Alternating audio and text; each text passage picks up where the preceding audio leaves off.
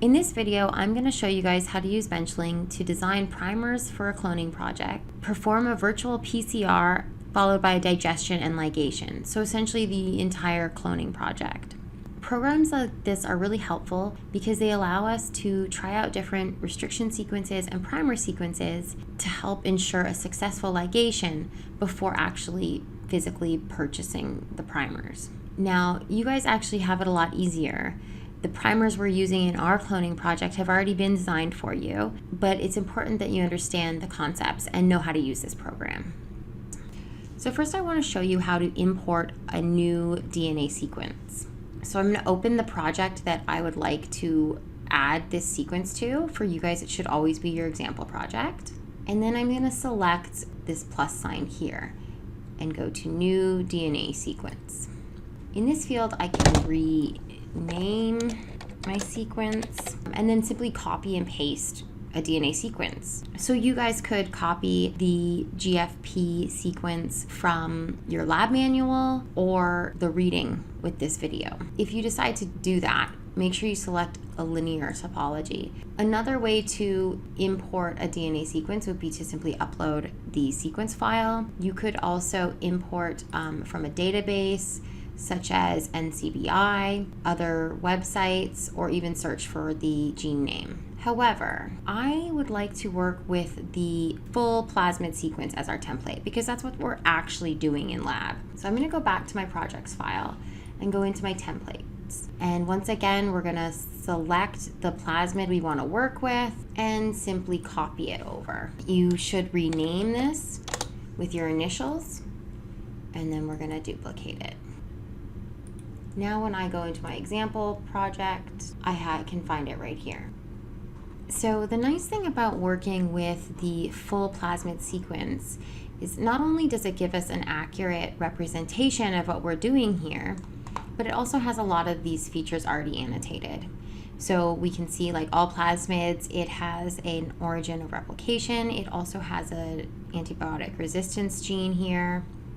And here we see the GFP gene of interest that we're going to amplify from this plasmid. So when I click on that region and take a closer look, I can see that actually the first codon here, ATG, is our start codon. So that codes for methionine. And I'm going to go ahead and create an annotation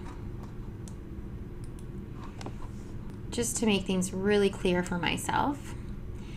And when I scroll down here, I can see that these three nucleotides here, TAA, which would of course be transcribed into UAA in the mRNA sequence, code for one of the three stop codons. So I'm going to go ahead and create an annotation for that one as well, just so we always have our bearings here. Because of course, we want to make sure that our amplified sequence incorporates everything in between and including both the start and stop codons. So we're going to be using NDE1 and EcoR1 to clone into the PET28A plasmid. So we need to make sure that our amplified sequence also has these restriction sequences flanking the coding region. Now, when we selected these restriction enzymes, we had to consider several factors. So the first one being is we needed to make sure we were selecting restriction sequences that were not already present within the coding region of the gene we want to amplify and clone. Because of course, after amplification, we're going to be digesting our PCR product in order to later ligate it into the PET28A plasmid, and we don't want to end up cutting our product in half. So we can actually check that really easily by selecting this annotated gene, going into our digest function here, and simply searching for each enzyme or sequence. So I can see there is one here. However, it's actually not within the coding region of the gene. It's located elsewhere on the plasmid. And that's fine. We're just worried about the coding region of the gene because we're only going to amplify this sequence. So I should make sure that EcoR1 is not present within the coding region. And of course I see one here just outside of the coding region of our GFP gene. This is actually really convenient because this sequence is ideally placed for this cloning project, just downstream of the stop codon. Now, because we are using a plasmid template, actually there are many restriction sequences located downstream and just upstream of our GFP coding region, and that's because this was cloned in the multiple cloning site of this UV plasmid. So of course there's many unique restriction sequences. So as I said, that's really convenient for us. But if you were using a natural source template, like for example, maybe bacterial genomic DNA, you would probably not get so lucky. So the other factor we need to consider is whether or not these sequences already exist within the PET28A multiple cloning site. So I can open up this plasmid sequence. So of course there's our EcoR1, that's great, but I really have somewhat limited option in terms of the upstream restriction sequence. Remember that we do need to pick restriction sequences that are downstream of the T7 promoter and LAC operator here, but we also need it to be downstream and in frame with this his tag because we want to fuse our 6 histidine residues to our express protein. So we're really limited to just these few here. So looking back at our plasmid template sequence, we know that we're going to have to somehow incorporate the NDE1 or NDEL restriction sequence into our amplified product, and we have to do that through the primer design. In this next segment, I'm going to show you guys how to design primers in Benchling from scratch so that you know how to use this tool. However, keep in mind that you guys actually aren't designing primers from scratch. You're going to be using the primer sequences that we're using for our GFP cloning project, which can be found on the last page of your lab manual. So you're simply going to recreate these primers using the Benchling tool so that you can analyze them and see how closely they adhere to the PCR primer guidelines discussed in lab and the online material, but also because you're going to need them in this program so that you can complete the virtual PCR and ligation project. For this demonstration, I'm going to be using the F1HB gene from Salmonella as an example sequence, and the NHE1 and EcoR1 restriction sequences to clone into the PET28A plasmid. So here I have my gene sequence imported, the start and stop codons have been annotated, and I'm ready to design primers. So I'm going to go use the primer tool here, create primers. I'm going to use the manual creation tool, and I actually want to create a primer pair because we're making forward and reverse primers. So the first thing I can do is select 20 base pairs downstream of my start codon. And then I'm going to set from selection, select forward, this is my forward primer, and that brings up the sequence here, including the melting temperature and the GC content. So already there's a couple issues here. First of all, I want a 3' GC clamp. So let's move that 3' edge